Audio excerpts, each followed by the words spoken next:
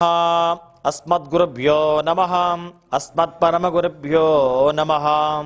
ओम नमस्ते अस्तु भगवन् विश्वेश्वराय महादेवाय त्रयंबकाय त्रिपुरांतकाय त्रिकाग्निकालाय कालाग्निरुद्राय नीलकंठाय मृत्युंजयाय सर्वेश्वराय सदाशिवाय श्रीमन्महादेवाय नमः।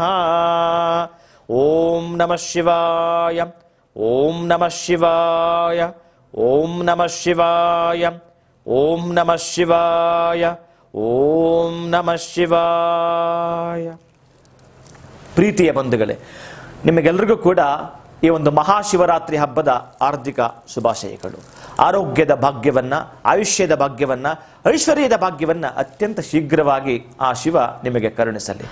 ಈ ಒಂದು ಮಹಾಶಿವರಾತ್ರಿ ವಿಶೇಷತೆ ಅಂದ್ರೆ ಪ್ರತಿ ತಿಂಗಳು ಕೂಡ ಒಂದು ಮಾಸ ಶಿವರಾತ್ರಿ ಬಂದೇ ಬರುತ್ತೆ. ನಮಗೆ ಪ್ರತಿ ತಿಂಗಳು ತ್ರಯೋದಶಿ ಎಂದು ಮಾಸ ಶಿವರಾತ್ರಿ ಪ್ರತಿ ತಿಂಗಳು ಬರ್ತಾ ಇರುತ್ತೆ.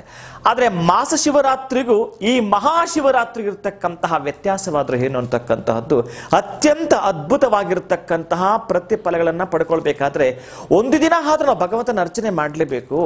ನಾವು ಯಾವತ್ತು ಎಲ್ಲೆಲ್ಲಿ ಏನು ಮಾಡಿರ್ತೀವೋ ಗೊತ್ತಿಲ್ಲ, ಆದರೆ ಒಂದು ದಿನ ಆದ್ರೂ ನಮ್ಮ ಎರಡೂ ಕಾಲುಗಳು ಭಗವಂತನ ಆಲಯಕ್ಕೆ ನಡೆಯಬೇಕು.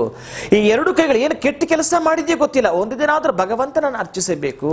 ಈ ವರ್ಷ ಪೂರ್ತಿ ನಮ್ಮ ಕಣ್ಣುಗಳು ಏನು ಕೆಟ್ಟದನ್ನು ನೋಡ್ತಾ ಇತ್ತು ಗೊತ್ತಿಲ್ಲ, ಇವತ್ತು ಒಂದು ದಿನ ಆದ್ರೂ ಶಿವನನ್ನ ಕಾಣಬೇಕು. ವರ್ಷ ಪೂರ್ತಿ ನಮ್ಮ ನಾಲಿಗೆ ಏನು ಕೆಟ್ಟ ಕೆಟ್ಟ ಪದಗಳನ್ನ ಬಳಸಿದೆಯೋ ಗೊತ್ತಿಲ್ಲ, ಇವತ್ತು ಒಂದು ದಿನ ಆದ್ರೂ ಆ ಒಂದು ಭಗವನ್ ನಿಯಾಮಕನಾಗಿರ್ತಕ್ಕ ಶಿವನನ್ನ ಪ್ರಾರ್ಥನೆ ಮಾಡಬೇಕು. ವರ್ಷ ಪೂರ್ತಿ ಈ ಕಿವಿಗಳು ಏನು ಕೆಟ್ಟ ಕೆಟ್ಟ ಕಥೆಗಳನ್ನ ಕೇಳಿದೆಯೋ ಗೊತ್ತಿಲ್ಲ, ಒಂದು ದಿನ ಆದ್ರೂ ಶಿವನ ನಾಮಾಮೃತವನ್ನು ಕೇಳಿಸ್ಕೊಳ್ತಕ್ಕಂತಹದ್ದು. ವರ್ಷ ಪೂರ್ತಿ ಈ ಮೂಗು ಏನು ಕೆಟ್ಟದನ್ನ ದುರ್ವಾಸನೆ ಮಾಡುತ್ತೇ ಇಲ್ಲ ಗೊತ್ತಿಲ್ಲ, ಇವತ್ತು ಒಂದು ದಿನ ಆದ್ರೂ ಜಿಗ್ರಾಣಿಸ್ತಕ್ಕಂಥದ್ದು, ಶಿವನ ಪಾದದ ಮೇಲೆ ಇರತಕ್ಕಂತಹ ಆ ಒಂದು ವಿಶೇಷವಾಗಿರತಕ್ಕಂತಹ ತುಳಸಿಯನ್ನ, ಬಿಲ್ವವನ್ನ ಜಿಗ್ರಾಣಿಸ್ತಕ್ಕಂಥದ್ದು. ವರ್ಷ ಪೂರ್ತಿ ನಮ್ಮ ನಾಲಿಗೆ ಏನು ಕೆಟ್ಟ ಕೆಟ್ಟ ಪದಗಳನ್ನ ಬಳಸಿದೆಯೋ, ವರ್ಷ ಪೂರ್ತಿ ನಮ್ಮ ತಲೆ ಯಾರಿಗೆ ಹೊಂದಿಸ್ತಾ ಇತ್ತೋ, ಇಂತಹ ಮಹಾಶಿವರಾತ್ರಿಯ ಒಂದು ದಿನ ನೀವು ಶಿವನಿಗೆ ನಮಸ್ಕಾರವನ್ನು ಮಾಡ್ತಕ್ಕಂಥದ್ದು, ಶಿವನಿಗೆ ಪೂಜೆ ಮಾಡ್ತಕ್ಕಂಥ. ಆದರೆ ವರ್ಷ ಪೂರ್ತಿ ನೀವು ಮಾಡಿದ್ರೆ ಏನು ಫಲಗಳನ್ನ ಪಡ್ಕೊಳ್ತೀರೋ, ಈ ಒಂದೇ ಒಂದು ಮಹಾಶಿವರಾತ್ರಿಯಿಂದ ಮಾಡತಕ್ಕಂತಹ ದಿನದಲ್ಲಿ ಅಷ್ಟ ಐಶ್ವರ್ಯವನ್ನ, ಭೋಗಭಾಗ್ಯವನ್ನ ಖಚಿತವಾಗಿ ತಾವು ಪಡ್ಕೊಳ್ತೀರಿ. ಆದರೆ ಈ ಒಂದು ಮಹಾಶಿವರಾತ್ರಿಯಂದು ಲಿಂಗೋದ್ಭವ ಆಗ್ತಕ್ಕಂತಹದ್ದು ಅನೇಕ ಪುರಾಣಗಳು ಸಾರ್ತಕ್ಕಂತಹ ಮಾತು.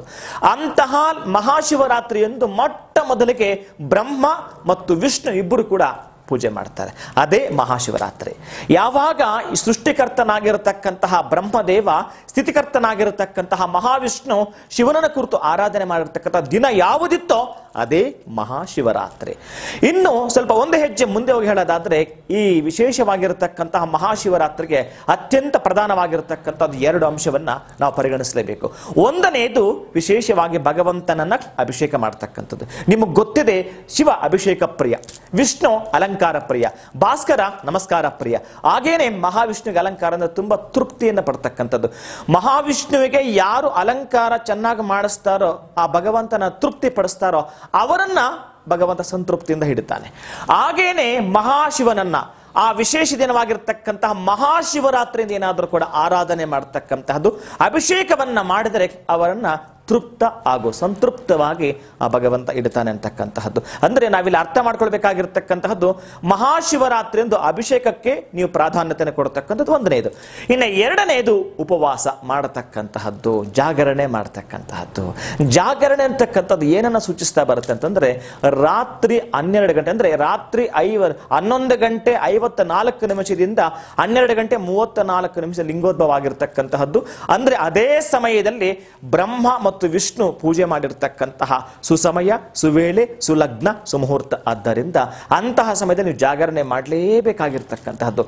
ಮಾನವನಿಗೆ ಬಂದು ಒದಗತಕ್ಕಂಥ ಅನೇಕ ನಷ್ಟ, ಕಷ್ಟ, ಸಂಕಷ್ಟಗಳಿಂದ ದೂರ ಸರಿಬೇಕಾದ್ರೆ, ಅವನು ಪಡ್ಕೊಳ್ಬೇಕಾಗಿರ್ತಕ್ಕಂತಹ ಭೋಗ ಭಾಗ್ಯವನ್ನ ಪಡ್ಕೊಳ್ಬೇಕಾಗಿದ್ರೆ ಯಾವುದನ್ನ ನಾವು ಪಡ್ಕೊಳ್ಬೇಕು? ಮಕ್ಕಳು ವಿದ್ಯಾಭ್ಯಾಸದಲ್ಲಿ ಪ್ರಗತಿ ಕಾಣಬೇಕು, ನನಗೆ ವಿದೇಶದಲ್ಲಿ ನನಗೊಂದು ಜಾಗ ಸಿಗಬೇಕು, ವಿಶೇಷವಾಗಿ ನಾನು ಸ್ಥಾನಮಾನವನ್ನು ಗಿಟ್ಟಿಸಬೇಕು ಅಂತಕ್ಕಂಥದ್ದು, ಉದ್ಯೋಗವನ್ನು ಗಿಟ್ಟಿಸಬೇಕು ಅಂತಕ್ಕಂತಹದ್ದಾಗಿರಬಹುದು, ಮಗಳ ಮದುವೆ ಕನಸಾಗಿರಬಹುದು, ಒಂದು ಜಾಗವನ್ನ ಕೊಳ್ಳೋದಾಗಿರಬಹುದು, ಮನೆ ಕಟ್ಟೋದಾಗಿರಬಹುದು, ಯಾವುದಾದರೂ ಕಡೆ ಸರಿನೇ ನಿಮ್ಮ ಒಂದು ಕನಸು ನನಸಾಗಬೇಕಾದ್ರೆ ಕಾಮ್ಯಾರ್ಥ ಸಿದ್ಧಿ. ಏನು ಕಾಮನೆ ಇಟ್ಕೊಂಡಿದ್ದೀರೋ ಅದು ಈಡೇರಬೇಕಾದ್ರೆ ಈ ಒಂದು ಮಹಾಶಿವರಾತ್ರಿಯಿಂದ ವಿಶೇಷವಾಗಿ ಪೂಜೆ ಮಾಡ್ತಕ್ಕಂಥದ್ದು, ಅಭಿಷೇಕ ಮಾಡ್ತಕ್ಕಂಥದ್ರಿಂದ ತುಂಬ ಸಂತೃಪ್ತನಾಗ್ತಾನೆ ಭಗವಂತ. ಇನ್ನು ಯಾವ ರೀತಿಯಾಗಿ ನಾವು ಮನೇಲಿದ್ದರೆ ಪೂಜೆ ಮಾಡ್ತಕ್ಕಂಥದ್ದು, ನಾನು ಎಲ್ಲೋ ಹೋಗಿ ಮಾಡಿ ಅಂತ ಹೇಳ್ತಾ ಇಲ್ಲ, ಮನೆಯಲ್ಲೇ ಮಾಡ್ತಕ್ಕಂತಹ ಪೂಜಾ ಆ ವಿಧಿವಿಧಾನಗಳು ನಾನು ಹೇಳ್ತಿರ್ತಕ್ಕಂಥದ್ದು ನಿಮಗೆ ಅವಶ್ಯಕತೆ, ಅತ್ಯಂತ ಅವಶ್ಯಕತೆ. ತುಂಬ ದಿನಗಳಿಂದ ಪ್ರಯತ್ನ ಪಟ್ಟು ನಾವು ಪಡ್ಕೊಳ್ಳೋಕೆ ಆಗ್ತಾ ಇಲ್ಲ ಗುರುಗಳೇ ಅಂಥವರು ಈ ಮಹಾಶಿವರಾತ್ರಿಯ ಸಂಜೆ 6 ಗಂಟೆಯಿಂದ ಇನ್ನು ನಾಳೆ ಬೆಳಿಗ್ಗೆ ಪ್ರಾತಃ ಕಾಲಕ್ಕೆ ಸಂಬಂಧಪಟ್ಟಾಗಿರತಕ್ಕಂತಹದ್ದು ಏನು ಇದೆಯೋ ಈ 12 ತಾಸುಗಳನ್ನ 4 ಯಾಮಗಳನ್ನಾಗಿ ಮಾಡಿದ್ದಾರೆ. ಆ 4 ಯಾಮಗಳು 3 ತಾಸಿಗೆ ಒಂದೊಂದು ಯಾಮ ಅಂತ ಕರೀತಕ್ಕಂತಹದ್ದು. ಅಂತಹ ಪೂಜೆಯನ್ನು ನಾವೇನಾದರೂ ಮಾಡಿದ್ದೆ ಆದ್ರೆ ನೀವು ಬಹುಶಃ ನಿಮ್ಮ ಜೀವಿತ ಕಾಲದಲ್ಲಿ ಯಾವುದನ್ನ ಪಡ್ಕೊಳ್ಬೇಕು ಅಂತ ಹಂಬಲಿಸ್ತಾ ಇತ್ತೋ ನಿಮ್ಮ ಮನ, ಈ ಯಾವುದನ್ನು ಇಷ್ಟು ದಿನಗಳ ಕಾಲ ಪ್ರಯತ್ನ ಪಟ್ಟು ನಾವು ಸೋತಿದ್ವೋ, ಪಡ್ಕೊಳ್ಳೋಕೆ ಆಗ್ಲಿಲ್ವೋ, ಅದನ್ನ ಖಂಡಿತ ಪಡ್ಕೊಂಡೇ ತೀರ್ತೀರಿ. ಆ 4 ಯಾಮಗಳಂತಂದ್ರೆ ಸಂಜೆ ಅಂದ್ರೆ ಮಹಾಶಿವರಾತ್ರಿಯ ಸಾಯಂಕಾಲ ಗೋಧೂಳಿ ಲಗ್ನದ ಸಂಜೆ 6 ಗಂಟೆ 15 ನಿಮಿಷಕ್ಕೆ ನೀವು ಪೂಜೆಯನ್ನು ಪ್ರಾರಂಭ ಮಾಡ್ತಕ್ಕಂತಹದ್ದು. ನಂತರ ಮಾಡ್ತಕ್ಕಂತಹದ್ದು ಒಂದು ಯಾಮ ಕಂಪ್ಲೀಟ್ ಆಗ್ತಕ್ಕಂತಹದ್ದು ರಾತ್ರಿ 9 ಗಂಟೆ 17 ನಿಮಿಷಕ್ಕೆ. ಆವಾಗ ನೀವು ಒಂದು ಅಭಿಷೇಕ ಮಾಡ್ತಕ್ಕಂತಹದ್ದು, ಮಹಾನುಭಾವನಿಗೆ ಆ ಕ್ಷೀರದಿಂದ ಅಭಿಷೇಕ ಮಾಡ್ತಕ್ಕಂತಹದ್ದು. ಓಂ ನಮಃ ಶಿವ ಅನ್ನೋ ಮಂತ್ರವನ್ನ ಸಾಧ್ಯವಾದ್ರೆ 108 ಬಾರಿ, ಇನ್ನೂ ಸಾಧ್ಯವಾದ್ರೆ ಉತ್ತಮೋತ್ತಮ ಆಗಿರ್ತಕ್ಕಂಥ ಫಲವನ್ನ ಪಡ್ಕೊಳ್ಳಲಿಕ್ಕೆ ನೀವು ಮಾಡ್ತಕ್ಕಂತಹದ್ದು 1108 ಬಾರಿ. ಇದು 1ನೇ ಯಾಮ. ಇನ್ನು 9 ಗಂಟೆ 15 ನಿಮಿಷದ ನಂತರ 12 ಗಂಟೆ 14 ನಿಮಿಷ ರಾತ್ರಿ ವೇಳೆ, ಆ ಸಮಯದಲ್ಲಿ 2ನೇ ಯಾಮದ ಪೂಜೆ ನಡೀತಕ್ಕಂತಹದ್ದು. ಆವಾಗ ದದಿ ಅಂದ್ರೆ ಮೊಸರಿಂದ ಅಭಿಷೇಕವನ್ನು ಮಾಡ್ತಕ್ಕಂಥದ್ದು. ಚೆನ್ನಾಗಿ ಜ್ಞಾಪಕ ಇಟ್ಕೊಳ್ಳಿ, ನಿಮ್ಮ ಮನೆಯಲ್ಲಿ ಲಿಂಗ ಇದ್ದು ಅದಕ್ಕೆ 2ನೇ ಯಾಮದ ಪೂಜೆ ಮಾಡ್ತಕ್ಕಂತಹದ್ದು.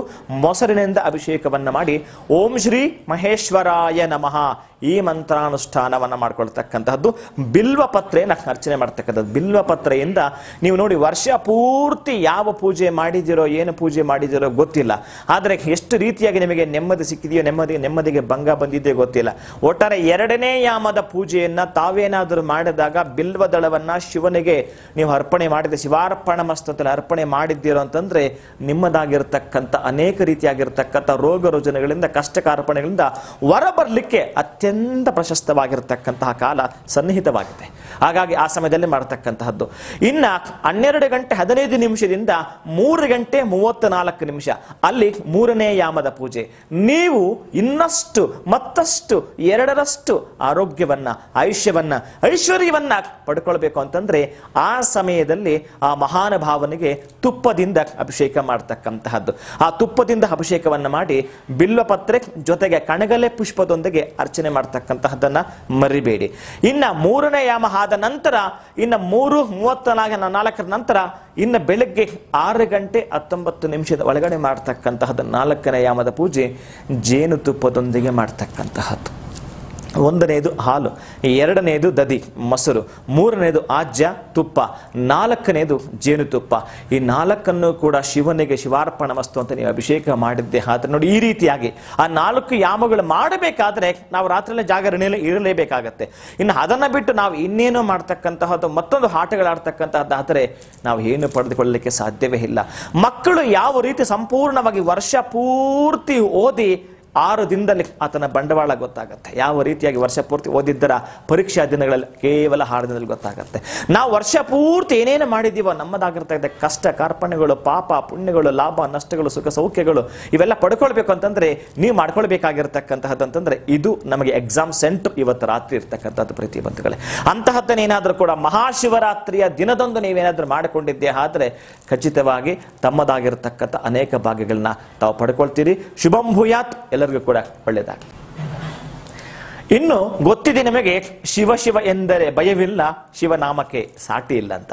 ಅಂತಹ ಶಿವನಿಗೆ ಸಂಬಂಧಪಟ್ಟ ಪಾರ್ವತಿ ಪರಮೇಶ್ವರನ ಅರ್ಚನೆ ಪೂಜೆ ಮಾಡೋದರ ಮುಖಾಂತರ ಯಾರಿಗಾದ್ರೂ ಕೂಡ ಗೊತ್ತಿಲ್ಲ ಭಗವಂತ ಯಾವ ಯಾವ ರೂಪದಲ್ಲಿ ಬರ್ತಾನೆ ಅಂತ, ಯಾರಿಗಾದ್ರೂ ಕೂಡ ಶರಣನಿಗೆ ಅಥವಾ ನಿಮ್ಗೆ ಗೊತ್ತಿರ್ತಕ್ಕಂಥ ಇಷ್ಟ ಮಿತ್ರನ ಕರೆದು ಬಿಟ್ಟು ಊಟವನ್ನು ಹಾಕ್ತಕ್ಕಂತಹದ್ದು. ತದನಂತರ ನೀವು ಈ ಜಾಗರಣೆನ ಸಂಪೂರ್ಣವಾಗಿ ಅಪೂರ್ಣವಲ್ಲ ಸಂಪೂರ್ಣ ಮಾಡಿದ್ದರ ಕುರುಹು ಏನಂತಂದ್ರೆ ಯಾರಿಗಾದರೂ ಕೂಡ ಅನ್ನದಾನ ವಸ್ತ್ರದಾನ ಮಾಡಿದ ನಂತರ ನೀವು ಭುಂಜಂತಾಂ, ಊಟವನ್ನ ನೀವು ಮಾಡಿದ್ದೇ ಆದ ಪಕ್ಷದಲ್ಲಿ ಸಂಪೂರ್ಣವಾಗಿರ್ತಕ್ಕಂತಹ ಫಲವನ್ನ, ಅಂದ್ರೆ ಈ ಮಹಾಶಿವರಾತ್ರಿಯ ಫಲವನ್ನ ಪಡ್ಕೊಳ್ತೀರಿ. ನಾನು ಹೇಳ್ತಕ್ಕಂತಹದ್ದಲ್ಲ, ನಿಮಗೆ ಬೇಕಾಗಿರ್ತಕ್ಕಂಥದ್ದು ನೀವು ಪಡ್ಕೊಳ್ಬೇಕು ಅಂತಂದ್ರೆ, ಯಾಕಂದ್ರೆ ನಿಮ್ಮ ಇಷ್ಟಾರ್ಥ, ನಿಮ್ಮ ಕಾಮ್ಯಾರ್ಥ ಏನಿದೆಯೋ ಅದು ನಿಮಗೆ ಆ ಉಮಾಮಹೇಶ್ವರರು ದಯಪಾಲಿಸಲಿ ಎಂಬುದಾಗಿ ಹೇಳ್ತಾ ಶುಭಂ ಭೂಯಾತ್, ಮಂಗಳವಾಗಲಿ. ಡಾಕ್ಟರ್ ಶ್ರೀ ಶ್ರೀ ಭಗವಾನ್ ವಿಷ್ಣುದತ್ತ ಗುರುಜಿ, ಖ್ಯಾತ ಜ್ಯೋತಿಷಿ, ವಾಸ್ತು ತಜ್ಞರು, ಆಧ್ಯಾತ್ಮಿಕ ಚಿಂತಕರು. ವಿಳಾಸ ಕೋಟಿಸರ್ಪ ಮಹಾಕ್ಷೇತ್ರ, ಸಮೃದ್ಧ ಮಹಾಲಕ್ಷ್ಮೀ ಪೀಠಂ, ಬೆಂಗಳೂರು. ದೂರವಾಣಿ ಸಂಖ್ಯೆ 9597999995. ಮತ್ತೊಂದು ಸಂಖ್ಯೆ 9731111747.